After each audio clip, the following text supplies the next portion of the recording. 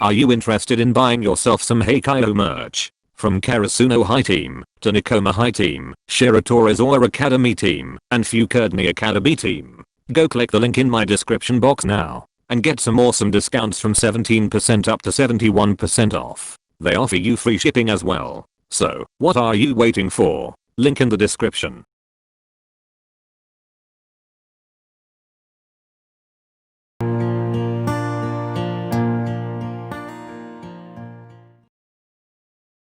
"6 p.m.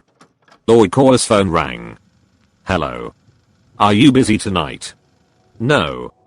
Can I come over? The reason to why he would ask to come over was known to Oikawa. It wasn't unusual. It shouldn't be unusual for a couple who are dating. But they were not like other couples. Okay. But weren't we supposed to meet tomorrow? Yes. We are still doing that. Oh, okay. Kageyama was about to end the call, but Oikawa spoke up. Hey Tobio. Are you still in your house? Or did you leave already? No, I haven't yet. Why? Then stay there. I'm coming over. Oh great then. I'll be waiting for you. Oikawa ended the call. 3 months ago, Kageyama had to leave town for some work. He had a big fight with Oikawa the day before he left. And most of the people knew that. They broke up that very day. But in real they didn't. They did fight real bad, but they didn't break up. They couldn't. Looking back, Oikawa thought maybe breaking up would have been the better option. Oikawa sniffed the t-shirt that he was wearing. Yeah, I should take a shower. After coming out of the shower, he walked towards the mirror and looked at his bare body. He touched his skin. It feels shallow. It's been some time that I haven't felt the warmth of another skin. I should be happy. I should be excited. Tobio is finally back in town. And we are gonna sleep tonight. Then why am I this unbothered? This empty vessel of desire that longed to be touched is going to get filled tonight. Then why? I never had the answers. So it's nothing unusual. It's getting late. After pitifully looking at his own reflection, he put on some fresh clothes and left for Kageyama's place. Oikawa rubbed a kiss on Tobio's lips. He knew he wasn't kissing him well, but kissing him was like an instinct. Kageyama had put on his usual favorite strawberry chapstick. Left and right Oikawa tried to feel his softness. It didn't feel enough. It never did. But even a drop of water is supposed to feel like a bliss for a person striving for days in a desert. He put his arms around Kageyama's neck, out of practice. Things escalated the way it always did. Nothing more, nothing less. Nothing unusual and nothing new. The same steps, the same pace. The flavor and the feelings were monotonous. Oikawa let the other boy feed the pleasure off of him. He'll let him have the last bite. Cause soon he'll be the one to finally announce their breakup. Wasn't Tobio aware? He was. Today was his last desperate call. The only thing binding them together at this moment was their physical needs. Love? It was long gone. It started fading since the day the orange-haired boy appeared. It's been a year already. And here they are. Still naked beside each other. Deceiving their own selves. Oikawa looked at the ceiling while his back was resting on the bed. He has changed the color of his room. I'll put it in now. Okay. Soft moan escaped their mouths.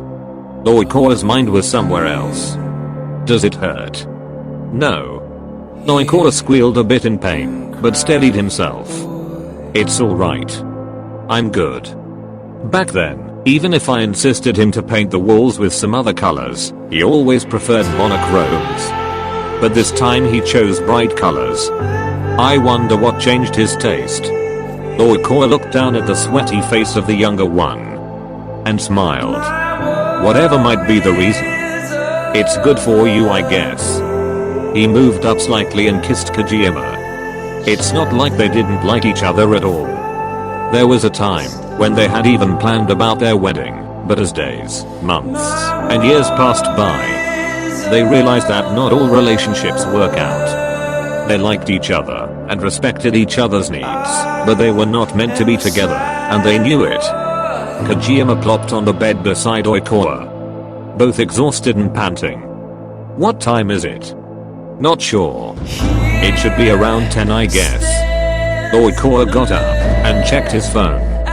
His back ached. It's 9:45. Seeing Oikawa getting up and picking up his clothes, Kageyama asked, "Are you leaving already?" "Yes. I have class tomorrow. And it's not that late yet." "Okay, wait. I'll drop you off." Oikawa smiled at him and said, "It's okay. I'll go by myself." "Are you sure?"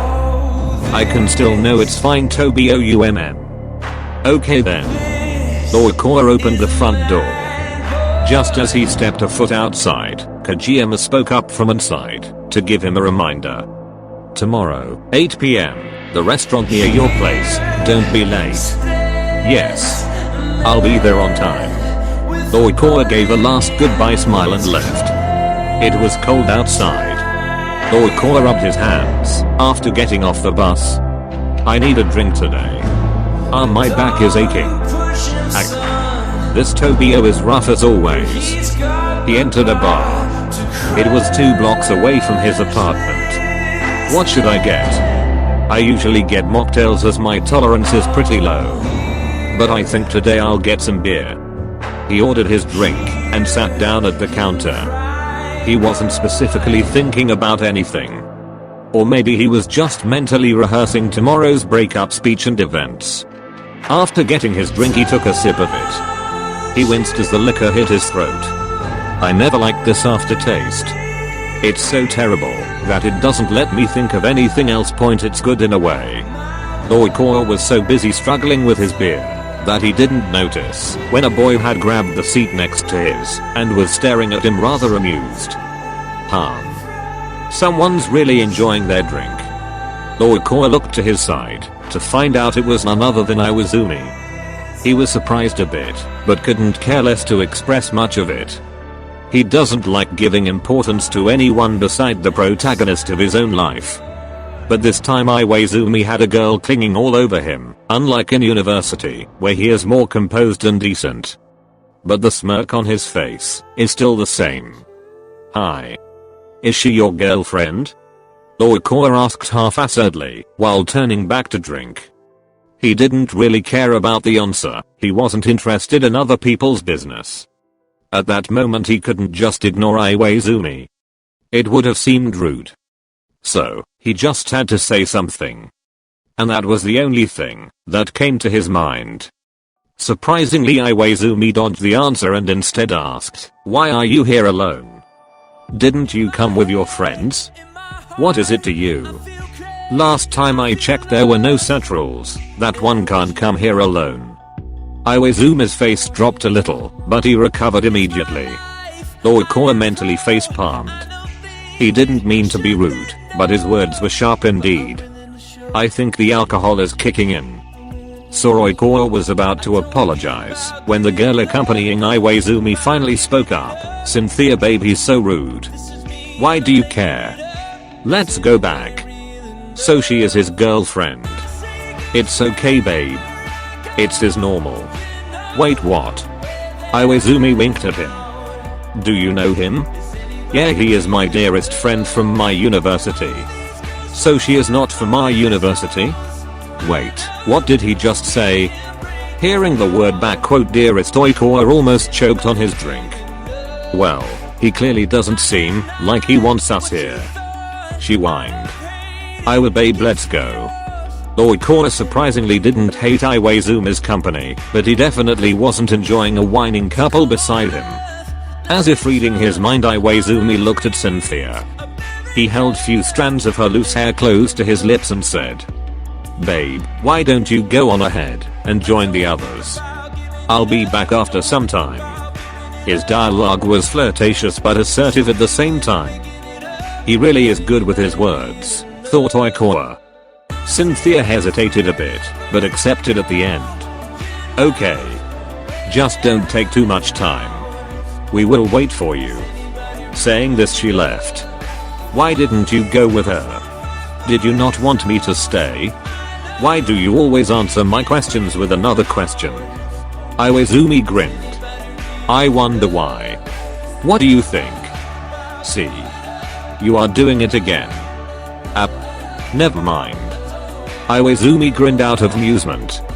Seeing this, Oikawa rolled his eyes. It was quiet.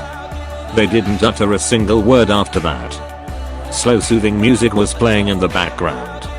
Oikawa was chugged on his drinks, one after another. And Iwaizumi, quietly staring at Oikawa, observing his every actions from a close distance. How long are you going to stare at me? Am I that attractive? What?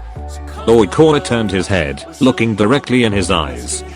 With a casual yet confident tone, he repeated, am I that attractive, that you can't take your eyes off me? Oh yes. You are.